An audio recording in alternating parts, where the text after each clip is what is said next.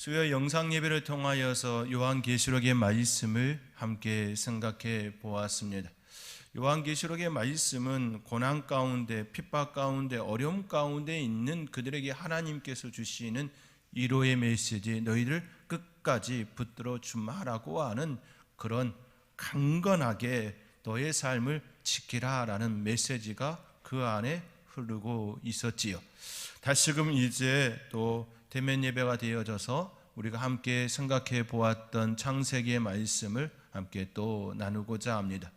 오늘은 창세기 21장 하갈과 그의 아들 이스마엘에 관한 이야기입니다.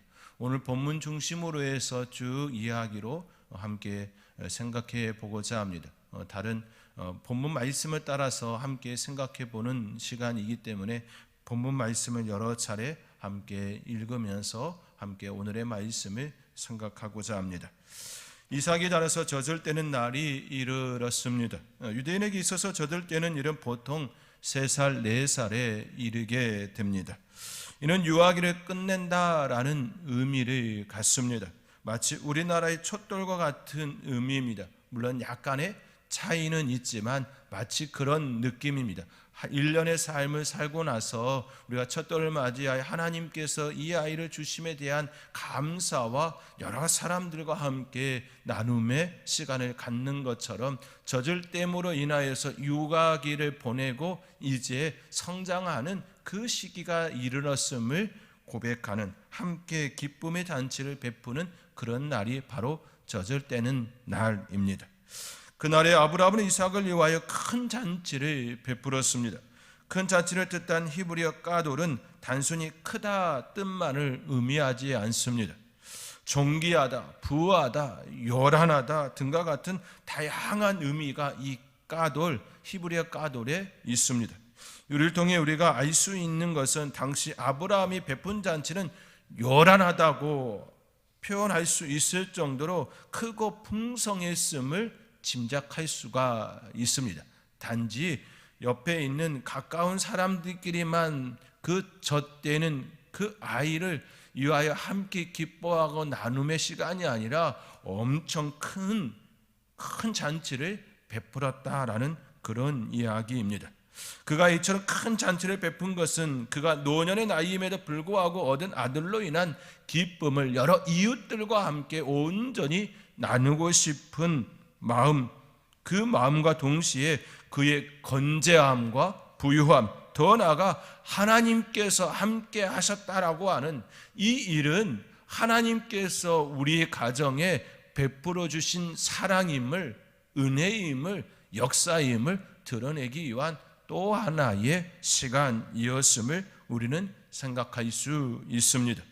마치 자기 집에 일어난 귀한 일을 자랑하고 싶은 그런 감정이 그 안에 풍성하게 있었음을 볼 수 있는 것이지요. 아브라함의 마음에 하나님께서 주시겠다라고 하는 그 아들을 얻었고 그 아이가 이제 젖을 떼는 일이 일어났기 때문에 진정 이 모든 일들은 하나님의 역사입니다. 하나님께서 이 가정에게 베풀어 주신 기적입니다라는 것을 온 동네 사람들과 함께 나누고 싶었던 그 모습인 것이지요. 아브라함에게 있어서 이삭은 하나님께서 자신에게 베푸시는 매우 크나큰 축복임과 동시에 오랫동안 하나님의 축복을 의심하였던, 그렇죠? 그로 인하여서 이스마엘도 낳는 일이 일어났던 것 아니겠습니까? 오랫동안 하나님의 축복을 의심하였던 자신에 대한 뉘우침과도 연결된 잔치였습니다. 그렇게 그는 이삭이 젖을 때는 이 날을 매우 기뻐하지 아니할 수가 없었던 것이지요. 그렇기에 큰 잔치를 요란하다라고 표현할 수 있는 이러한 잔치를 베풀었습니다. 그렇죠? 그럴 수밖에 없지 않았겠습니까? 100세에 낳은 그 아들이 얼마나 귀하고 또 하나님의 크신 사랑인지를 마음껏 자랑하고 싶은 그 마음 우리가 충분히 이해할 수 있습니다. 이삭이 태어나고 젖을 떼는 날 모두가 기뻐하고 즐거워합니다. 오는 손님들도 너무나 즐거운 시간일 수밖에 없습니다. 그러나 그 자리를 기뻐하지 못하는 한 사람이 오늘 본문에 소개되지요. 그는 바로 이스마엘입니다. 이스마엘은 아브라함이 사라의 여종 하갈에서 낳은 아들입니다. 그러한 그에게서 이삭의 출생과 성장은 마냥 기쁜 일일 수가 없습니다. 왜냐하면 그는 어쩔 수 없이 신분의 차이를 가질 수밖에 없기 때문이지요. 아브라함의 자녀이긴 하지만 그의 어머니는 사라가 아니라 사라의 여종 하갈이기 때문입니다. 어쩔 수 없는 신분의 차이는 이미 그 안에서 경험하고 있었을 겁니다. 이삭이 3살, 4살 되기까지 이미 그는 그 가정 속에서 자신과 이삭이 얼마나 다른 신분의 차이가 있었음을 경험하고 있었을 겁니다. 이삭은 아브라함과 사라의 자녀이지만 자신은 아브라함의 여종 자녀이지요. 이러한 모습은 보통 가정에서도 쉽게 찾아볼 수 있는 모습입니다. 조금 다른 측면이긴 하지만 우리가 자녀들을 둘, 셋 낳다 보면 첫째나 둘째는 점점 부모들의 시선에서 멀어짐을 느끼게 되지요. 세상은 그렇지 않지만 부모들은 여전히 첫째, 둘째, 셋째 계속해서 그 아이, 내 아이이기에 늘 마음이 가고 있지만 어린 동생이기에 손이 더 많이 필요로 하기에 첫째나 둘째보다는 다음에 태어난 그 갓난아기에게 손이 갈 수밖에 없습니다. 모든 시선이 태어난 아기에게 쏠리게 되어지지요. 실상은 그렇지 않지만 그들의 시선으로 접근하면 부모들의 모든 시선이 태어난 아기에게 다 쏠려 있습니다.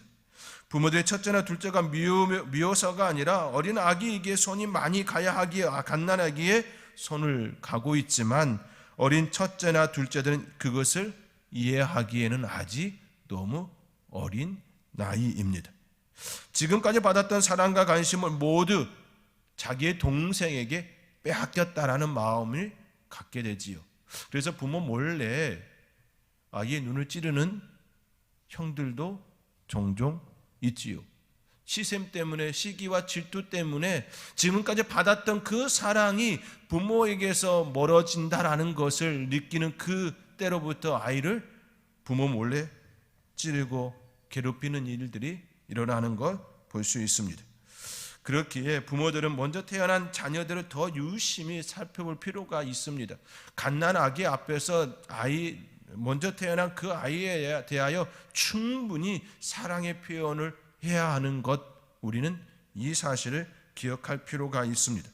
갓 태어난 아기로 인해 먼저 태어난 아기가 상처가 되어서는 결코 안 되기 때문입니다. 그러나 우리는 이것을 종종 놓칠 때가 있습니다.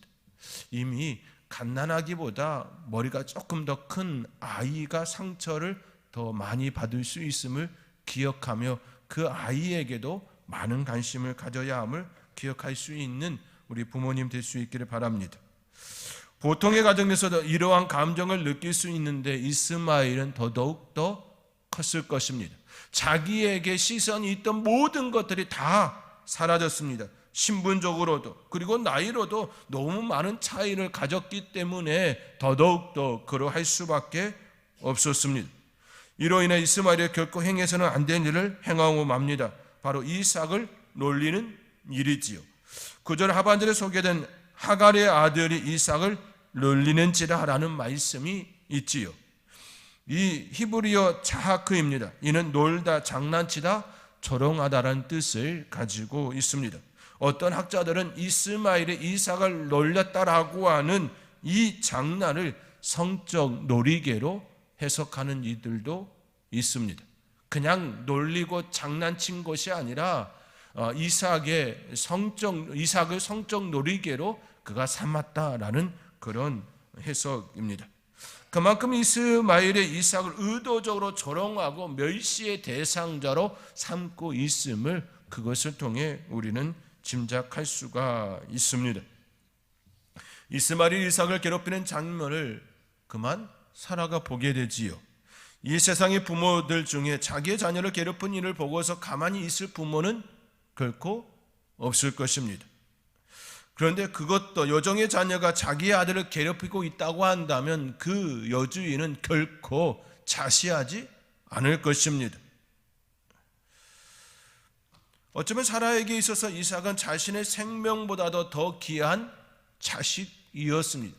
자신의 생명을 주어서라도 이 아이를 끝까지 보호하고 싶은 마음이 사라의 마음이었을 겁니다. 경수가 끊어져서 더 이상 여자로서 구실을 할 수 없었을 그때 하나님께서 태를 열어주셔서 임신하였고 아들을 낳아 젖을 때는 이때가 되어졌기에 더더욱더 귀하게 여기지 않을 수가 없음을 우리는 쉽게 상상할 수가 있습니다. 그런데 그 아이가 조롱을 당하고 있습니다. 사라는 남편 아브라함에게 그날에 있었던 일을 이야기하며 하갈과 그의 아들 이스마엘을 내쫓으라 말하지요. 10절의 말씀입니다. 우리 함께 오늘 본문 10절의 말씀 우리 함께 읽겠습니다. 그가 아브라함에게 이르되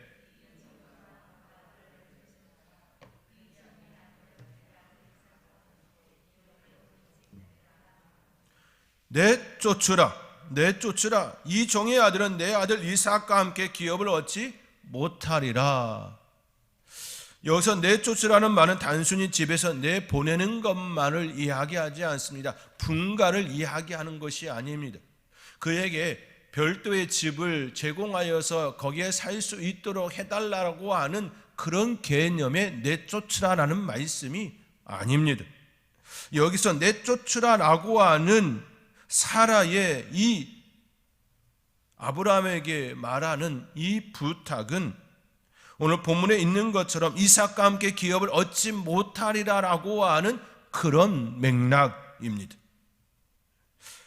이는 아브라함의 기업 중에서 어느 것 하나도 그에게 줄 수 없습니다라고 하는 표현입니다. 그러한 선언입니다. 아브라함의 아들로 가지고 있었던 법적 상속의 권한을 일체 허용하지 않겠다라고 하는 그런 맥락의 말씀입니다. 하갈과 이스마엘에게는 희망이 있었습니다. 그래도 나는 아브라함의 자손이라고 하는 그런 희망이 있었습니다. 비록 여종의 자식이지만 그래도 자신들에게 아브라함과 그의 재산이 있었기 때문에 어느 정도는 마음의 평안함이 있었습니다. 여타의 종들처럼 힘들게 살지 않아도 된다라고 하는 안도의 마음이 그들 가운데 충분히 있었을 것입니다. 그러나 이제 그것마저도 산산이 부서지게 되었다라는 말씀이 되는 것이지요. 하갈과 이스마엘의 입장에서는 그런 말씀이 되는 것입니다. 이제 아브라함에게서 그 어떤 것도 얻을 수 없는 그러한 상태가 되어졌다라는 말이 바로 내쫓으라라고 하는 이 말 속에 담겨져 있습니다. 아브라함은 이 일로 근심하게 되어지죠. 왜냐하면 이스마엘도 그의 자녀였기 때문입니다. 그도 자기의 자식이었기 때문에 근심하지 않을 수가 없지요. 육신의 아버지로서 이스마엘에게 무언가를 제공하고 싶은 마음이 있었던 것임을 보게 되어지요. 그가 근심하지 않았다고 한다면 그런 마음이 없었다라고 되겠지만 그가 근심한다라는 그런 표현을 통하여 이미 그 안에 이스마엘에게도 그를 향한 아버지의 사랑, 부정이 있었음을, 부성애가 있었음을 우리는 생각해 됩니다. 육신의 아버지로서 이스마엘에게 무언가를 제공하고 싶은 마음, 그 마음이 그 안에 있었습니다. 그렇다고 사라의 말을 무시할 수도 없었습니다. 참 난처한 입장이 그에게 일어난 것입니다. 그러한 아브라함에게 하나님께서 나타나 그에게 말씀을 주시지요. 그리고 그에게 약속의 말씀을 주십니다. 오늘 본문 12절과 13절의 말씀입니다. 오늘 본문 12절과 13절의 말씀 우리 함께 12절과 13절의 말씀 함께 읽겠습니다. 하나님이 아브라함에게 이르시되 내 아이나 내 여종으로 말미암아 근심하지 말고 이삭이 넷이라 부를 것임이라. 그러나 여종의 아들도 넷이니 내가 그로 한 민족을 이루게 하리라 하신지라. 근심하는 아브라함에게 하나님께서 아주 명료하지만 확실한 답을 주십니다. 아브라함에게 주신 하나님의 첫 번째 답은 갈등을 빚는 이스마엘을 내쫓으라 라는 답이었습니다. 그 이유는 이삭에게서 나는 자라야 아브라함의 씨라 부를 것이기 때문인 거지요. 이미 처음부터 하나님께서는 아브라함과 사라에게서 난 자식이라야 내 씨라라는 그 말씀이 있었습니다.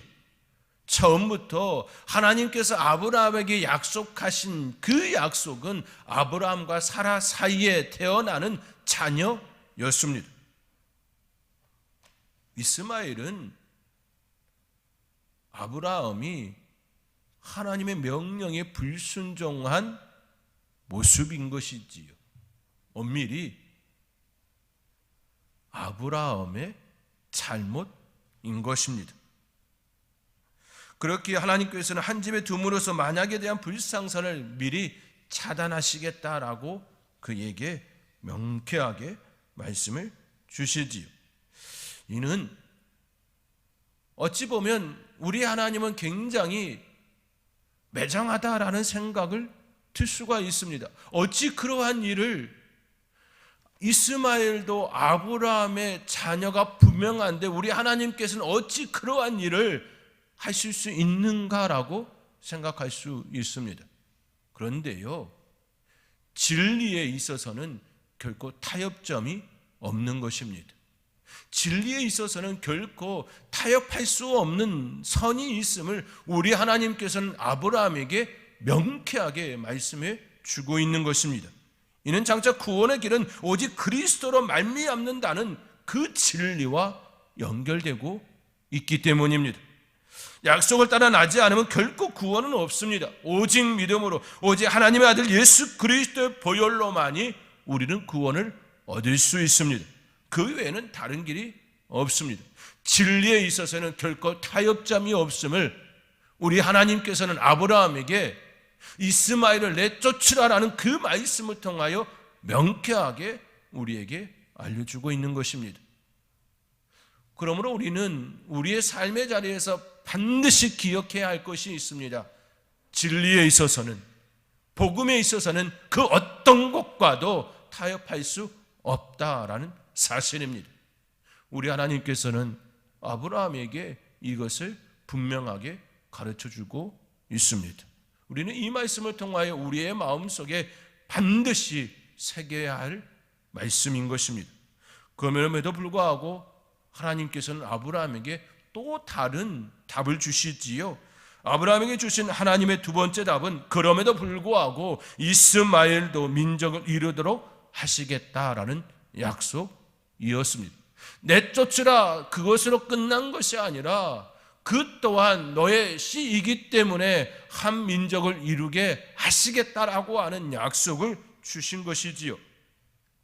이후 이스마엘은 내쫓김을 당합니다. 광야의 떡과 물 한 가죽보들을 가지고 나가라는 이 명령은 곧 들짐승이나 깊은 밤 추위에 죽으라는 말과 다를 바가 없습니다. 그러나 하나님께서는 그들을 내어 쫓을지라도 하나님께서 친히 돌보시고 지키시겠다는 그 약속을 아브라함에게 하여 주신 것입니다. 그렇기에 명쾌한 답을 우리 하나님께서 아브라함에게 주셨고 그 말씀을 따라 그는 가감히 그들을 내쫓을 수 있었기 때문입니다.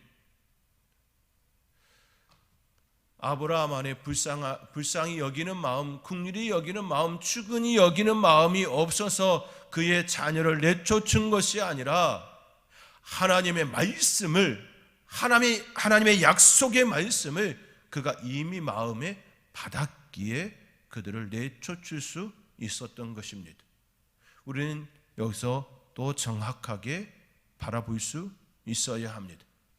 우리는 종종 겉에 드러난 것만 보고 오해할 때가 있습니다. 아브라함을 오해할 수 있는 충분한 요소이지요.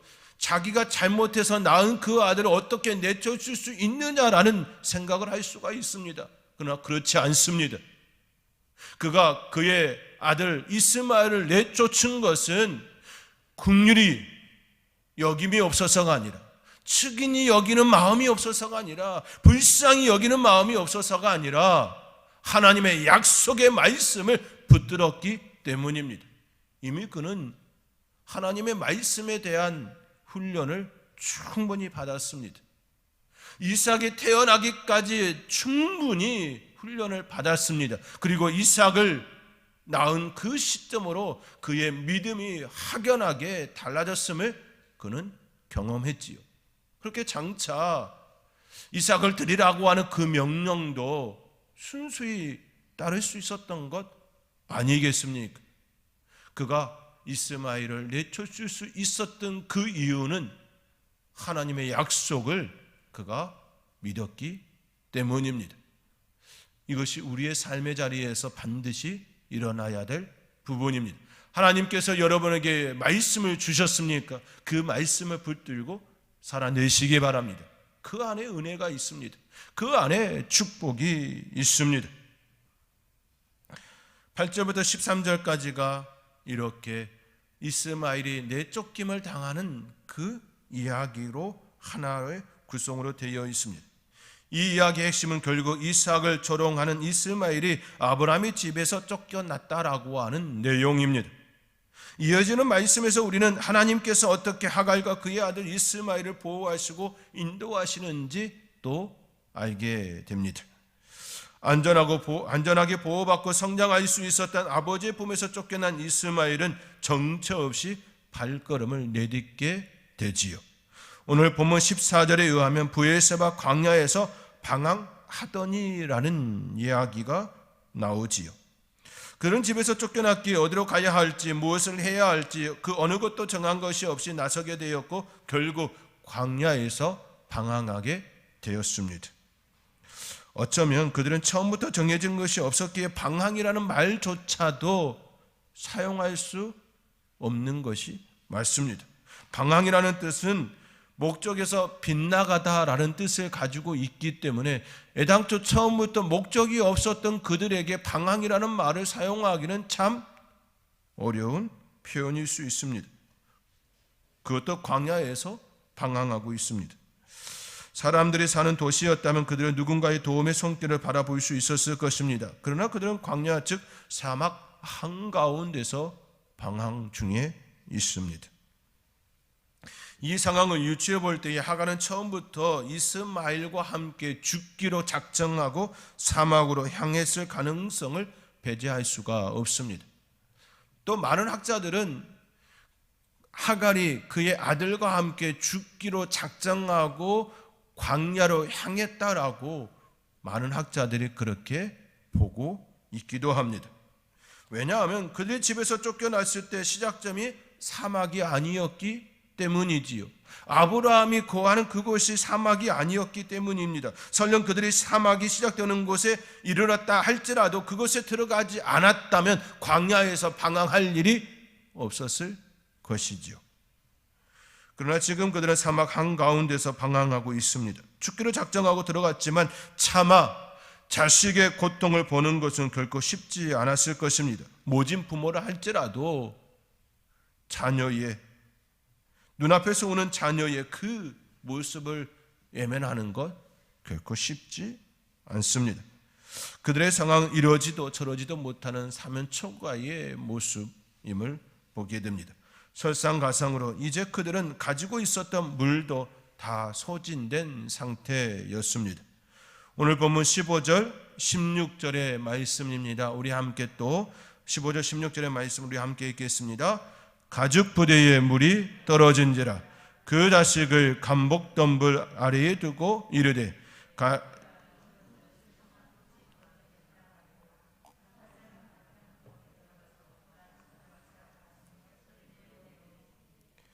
마주 앉아 바라보며 소리내어 우니 사막 한가운데서 물이 떨어졌다는 것은 더 이상 소망이 없음을 표현하는 의미입니다.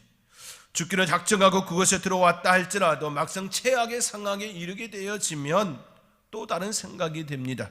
오히려 살고 싶은 마음이 더 강하게 일어나는 것 우리가 생각해 볼 수 있지요. 오히려 극한 상황이 되어지면 안에서 독한 마음이 일어날 때가 있지 않습니까?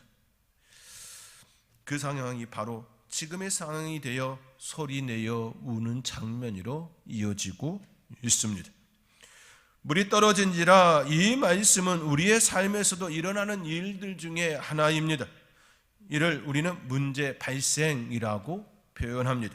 가정에서나 사회에서나 국가에서나 늘 문제는 일어납니다.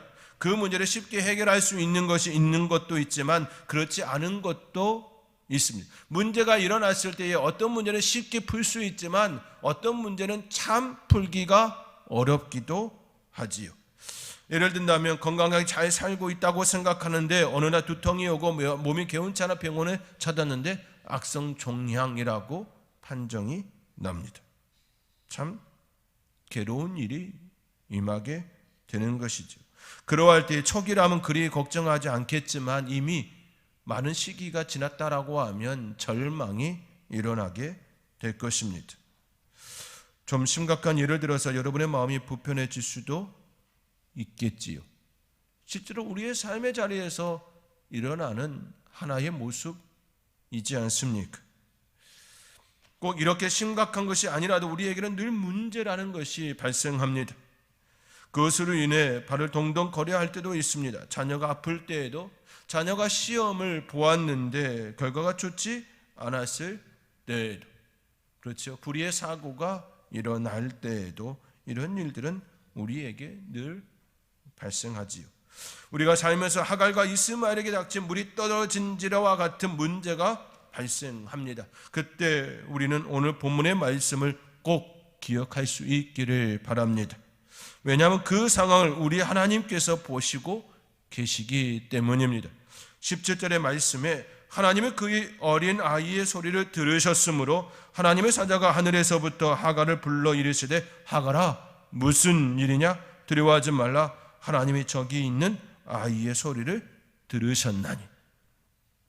하나님께서는 이 모든 상황을 다 보고 계셨습니다. 하나님께서는 아브라함에게 아이를 내쫓으라 하시 그때로부터 지금까지 지켜보고 계셨던 것입니다.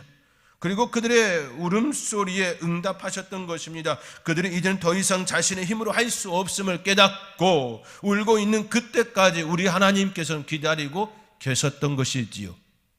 왜냐하면 하나님께서는 아브라함에게 내쫓으라 명령하신 분이시기 때문에 처음부터 하나님께서는 하갈과 이스마엘을 지켜보고 계셨던 것입니다. 왜 우리 하나님께서는 이러한 절박한 상황에 이르기 전에 찾아오시지 않고 그 절박한 상황에 오기까지 기다리셨던 것일까요? 아니, 처음부터 하갈과 이스마엘에게 가장 좋은 길로, 쉬운 길로 안내해 주셨으면 그들이 이러한 우는 일이 없지 않았을까요? 그런데 왜 우리 하나님께서는 그러한 일을 그들에게 허락하신 걸까요? 처음부터 좋은 것을 주셨으면 이렇게 광야에서 방황하지 않았을 텐데 말입니다. 우리가 종종 그렇게 고백하지 않습니까? 이런 일이 일어나지 않았더라면, 이런 문제가 일어나지 않았더라면 이렇게 마음고생하지 않았을 텐데 라고 하며 하나님은 원망할 때가 있지 않습니까? 그러나 우리는 여기서 매우 중요한 사실을 반드시 기억해야 합니다.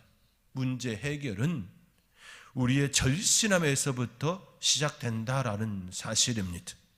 왜냐하면 그 절실함은 나의 힘으로는 될 수 없음을 고백하는 것이기 때문입니다. 나는 할 수 없습니다. 하나님의 손길이 필요합니다. 이 상황에서 벗어날 수 있는 유일한 길은 오직 하나님 외에는 없습니다. 하나님, 내 능으로는, 내 힘으로는 도저히 이 문제를 해결할 수가 없습니다. 하나님, 나의 문제에 내 삶에 개입하여 주십시오라고 하는 그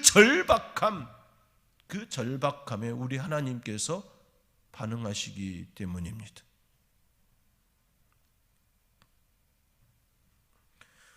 그러할 때에 우리는 꼭 하나님을 찾지요. 하나님을 인정할 수밖에 없지요. 우리는 생각보다 교만합니다. 우리는 생각보다 자기 자신을 높이 평가할 때가 많습니다. 좋은 결과가 주어지면 자신의 힘으로 능으로 된 줄 알고 자랑거리로 삼으려 합니다. 이것이 보통의 사람들의 모습입니다. 나도 그 보통의 사람에 속한 것이지요. 하나님께서는 애초에 그러한 시각을 그들에게 허락하지 않으셨던 것입니다. 하나님께서는 아브라함에게 이삭도 한 민족을 이루게 하시겠다고 약속하셨습니다. 그러나 그 일조차도 하나님의 손에 있음을 그들로 하여금 알게 하고자 이렇게 접근하고 있음을 우리는 알고 깨달아야 합니다. 광야에 죽으러 나갔던 그들이 하나님의 도우심으로 한 민족을 이룬 축복을 누리게 되었습니다. 비록 그들이 아브라함의 그늘 아래에서 영적인 축복을 누리지는 못하게 되었지만 하나님께서는 그들에게 육적인 축복은 누릴 수 있도록 길을 열어주셨습니다. 그러므로 우리는 매사에 하나님을 인정하고 그분 앞에 나아가는 삶을 선택해야 하는 것입니다. 매사에 매일매일 나는 하나님 없이 살 수가 없습니다 라는 고백을 하는 사람이 지혜로운 사람인 것이지요. 잠언 1장 7절에 여호와를 경외하는 것이 지식의 근본이라 말씀하시고 잠언 3장 7절에서도 스스로 지혜롭게 여기지 말지어다 여호와를 경외하며 악을 떠날지어다 말씀합니다. 잠언 15장 33절에서도 여호와를 경외하는 것이 지혜의 흥계라 겸손은 종기의 길잡이니라 라고 말씀합니다. 매사에 하나님을 인정하고 하나님 없이는 살 수 없습니다 라고 고백하는 그 삶이 지혜로운 삶인 우리를 깨닫게 하는 것이지요. 울고 있는 하갈과 이스마엘에게 하나님께서 찾아오셨고 그들이 하나님이 되어주셨습니다. 그리고 그들에게 큰 민족을 이루게 하리라는 약속과 더불어 당면의 문제까지 해결해 주셨습니다. 오늘 본문 18절과 19절의 말씀입니다. 우리 함께 18절 19절의 말씀 함께 읽겠습니다. 일어나 아이를 일으켜 내 손으로 붙들라. 그가 큰 민족을 이루게 하리라 하시니라. 하나님이 하갈의 눈을 밝히셨으므로 샘물을 보고 가서 가죽 부대에 물을 채워다가 그 아이에게 마시게 하였더라. 하갈의 눈을 밝히시고 샘물을 보고 가서 가죽 부대에 물을 채우게 하셨습니다. 당면의 문제를 해결해 주셨어요. 그거는 장차 큰 민족을 이루게 하시겠다라는 약속을 받는 하나의 징표였던 것입니다. 사랑하는 성도 여러분, 하나님은 지금도 여전히 우리를 지켜보고 계십니다. 늘 우리와 함께 하시기를 바라고 있습니다. 우리가 해야 할 일은 문제가 있을 때만 하나님을 찾는 것이 아니라 매일매일 우리의 삶의 자리에서 하나님을 찾고 그 하나님으로 인하여 기뻐하는 삶입니다. 그러한 삶을 살아내는 저와 여러분이 될 수 있기를 주님의 이름으로 축원드립니다. 기도하겠습니다.